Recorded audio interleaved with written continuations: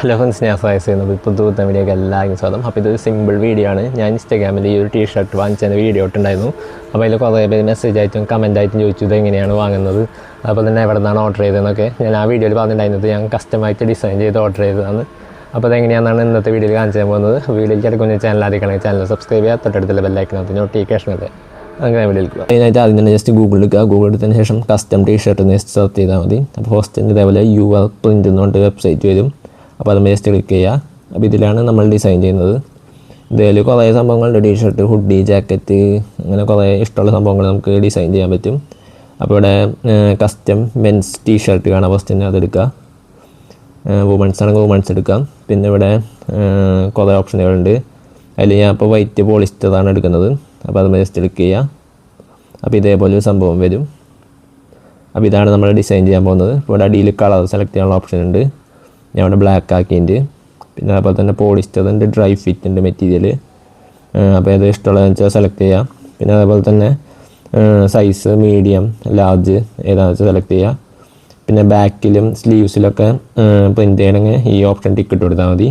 അപ്പോൾ അത്രയുള്ള സംഭവം ഇനി നമുക്ക് ഇതിൽ ഇമേജും കൂടി ആഡ് ചെയ്താൽ മതി. അപ്പോൾ അതിനായിട്ട് ഇമേജ് ഡൗൺലോഡ് ചെയ്യണം. അപ്പോൾ അതിനായിട്ട് നിങ്ങൾ ഗൂഗിൾ എടുത്തതിന് ശേഷം നാസ ദോശ ലോഗോ ഒന്ന് സെർച്ച് ചെയ്യുക. അപ്പോൾ അത് ഇതേപോലെ ലോഗോ നിങ്ങൾക്ക് കിട്ടും. ജസ്റ്റ് അത് ഡൗൺലോഡ് ചെയ്ത് വയ്ക്കുക. അതിന് ശേഷം ഗൂഗിൾ ഒന്നും കൂടി എടുക്കുക.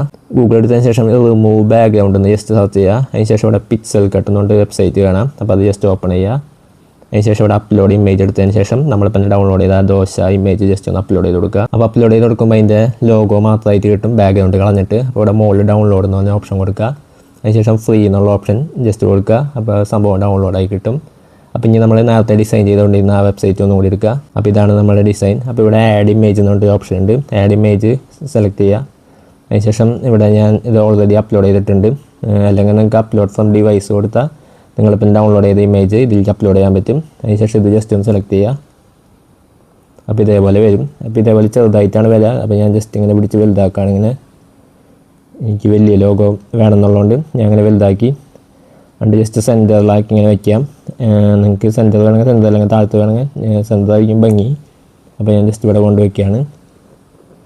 അതിനുശേഷം ഓക്കെ അടിക്കുക. ഓക്കെ അടിക്കേണ്ട, ജസ്റ്റ് എവിടെയെങ്കിലും ക്ലിക്ക് ചെയ്താൽ മതി. അപ്പോൾ സംഭവം സെറ്റായിട്ടുണ്ട്. അപ്പോൾ ഇനി ഇവിടെ ആഡ് ടു കാർട്ട് എന്ന് പറഞ്ഞിട്ട് ഓപ്ഷൻ കാണാൻ പറ്റും. സൈസ് സംഭവങ്ങളൊക്കെ കറക്റ്റ് അല്ലേ നോക്കാം. അതിനുശേഷം ആഡ് ടു കാർട്ട് കൊടുക്കുക. അപ്പോൾ ഇവിടെ സബ് ടോട്ടൽ എത്രയാണെന്ന് കാണിക്കും. ഇവിടെ 29 ക്യാഷ് ബാക്ക് കിട്ടുന്നത് കാണിക്കും.